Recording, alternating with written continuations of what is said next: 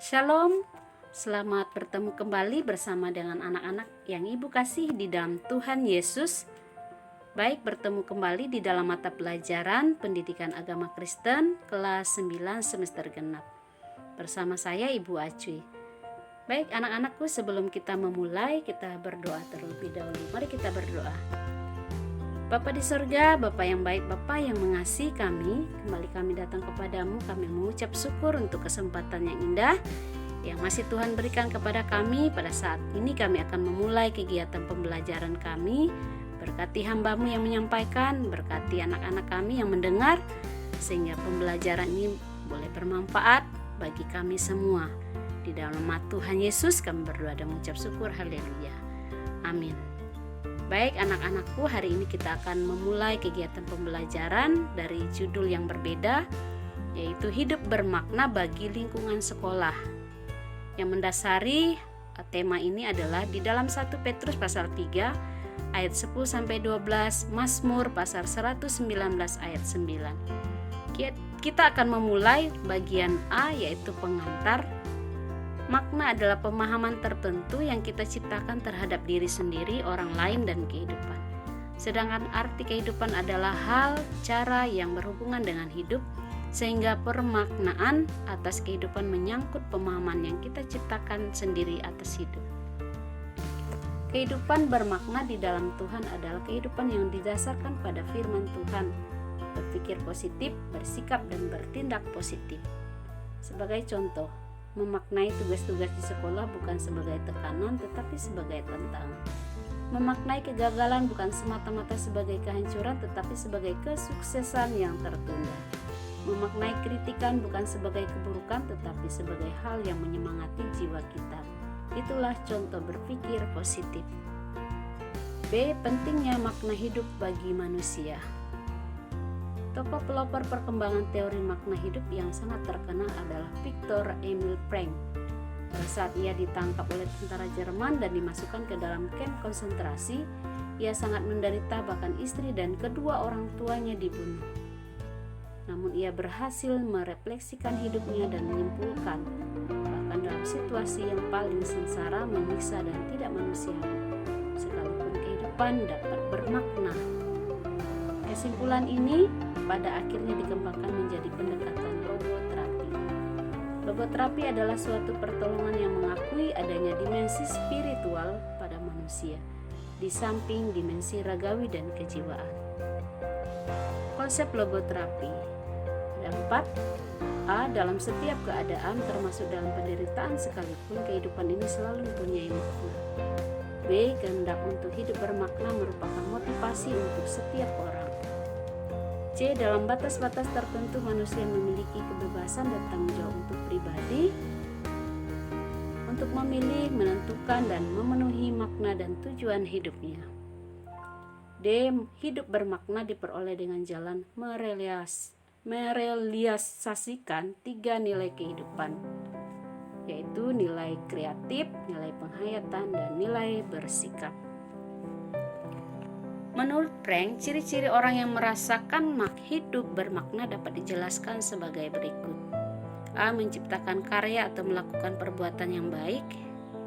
B. Mengalami sesuatu yang indah atau menjumpai seseorang yang kita cintai.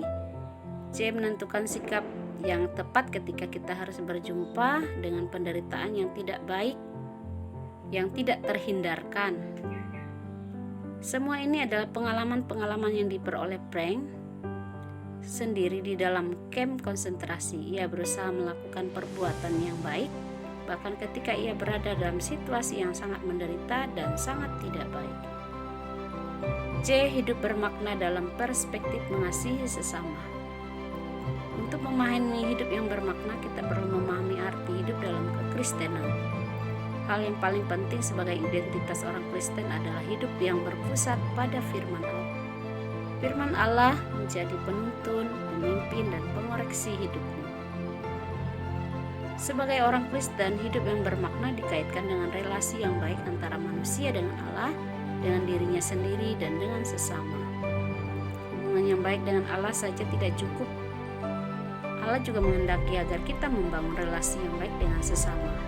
Ini merupakan perwujudan prinsip hukum kasih yang diajarkan oleh Tuhan Yesus dalam Matius pasal 22 ayat 37 sampai 40. Salah satu tindakan nyata dari mengasihi Allah adalah mengasihi sesama.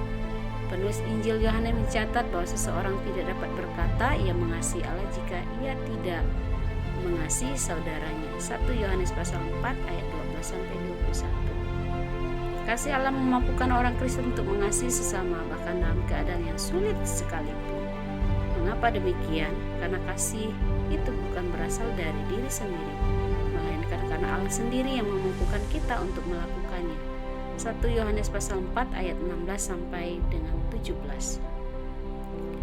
D. Hidup bermakna di lingkungan sekolah. Sekolah adalah unit sosial yang dibentuk untuk menolong kita bertumbuh dan peroleh pengetahuan. Dalam lingkungan sekolah tentunya kamu juga ingin menemukan makna hidup. Misalnya, ada orang yang menganggap makna hidup dapat ditemukan dengan memiliki kepandaian dan ilmu sebanyak-banyaknya, karir dan jabatan yang setinggi-tingginya, gelar yang tinggi ataupun popularitas. Semua itu tidak salah, namun dalam keadaan yang menderita maupun tertekan, kita juga dapat menemukan makna hidup. Ada beberapa hal yang penting yang dapat membantu kamu sebagai remaja untuk memaknai hidupmu di lingkungan sekolah. 1. Makna ditentukan oleh lingkup situasi, terutama dalam proses pengajaran dan pembelajaran. 2. Makna bagi remaja di sekolah dapat diwujudkan melalui berbagai hal yang berbeda, seperti melalui berbagai kecerdasan majemuk yang sekaligus sebagai talenta karunia Tuhan untuk dikembangkan. 3. Motivasi belajar siswa ternyata merupakan faktor utama yang cukup bermakna dalam menentukan keberhasilan studinya. Yang keempat, bahan pelajaran maupun kegiatan pembelajaran menjadi lebih bermakna bagi siswa apabila hal tersebut dihubungkan dengan pengalaman, perhatian, dan minat siswa. Yang kelima, siswa merupakan subjek yang utama. Maka kamu sendiri harus menentukan kebermaknaan proses belajar mengajar di sekolah. E. Kaitan hidup bermakna dengan iman Kristen. Dalam kehidupan Kristiani, iman memiliki tempat yang sentral sekaligus menjadi identitasmu, terutama di tengah orang lain yang memiliki iman yang berbeda dengan kamu. Iman juga berperan sangat penting dalam memaknai hidupmu. Rasul Paulus mengungkapkan keyakinannya tentang iman Kristen dalam Efesus pasal 2 ayat 8. Sebab kasih karunia kamu diselamatkan oleh iman, itu bukan hasil usaha, tetapi pemberian Allah. Jelas bahwa iman adalah karunia dan digerakkan oleh Tuhan, bukan karena usaha kita manusia. Meskipun iman itu berasal dari Allah, Tuhan berkenan menggunakan aktivitas belajar mengajar menjadi suatu tempat di mana iman dapat berkembang dan semakin nyata, dirasakan dan dihidupi. F. Hidup bermakna dengan mengembangkan kecerdasan majemuk. Howard Gardner mengemukakan teori tentang kecerdasan majemuk yang diidentifikasikan menjadi 8 macam, yaitu 1. Kecerdasan bahasa. Cara berpikir menggunakan bahasa, misalnya membaca, menulis, bercerita, dan permainan kata. Yang kedua, kecerdasan logis matematis. Cara berpikir memberikan alasan, misalnya dalam hal bertanya, menganalisis, atau memperdalam ilmu yang bersifat matematis. Yang ketiga, kecerdasan ruang. Cara berpikir menggunakan gambar dan imajinasi, misalnya menggambar, membuat desain, atau hal-hal yang bersifat kesenian.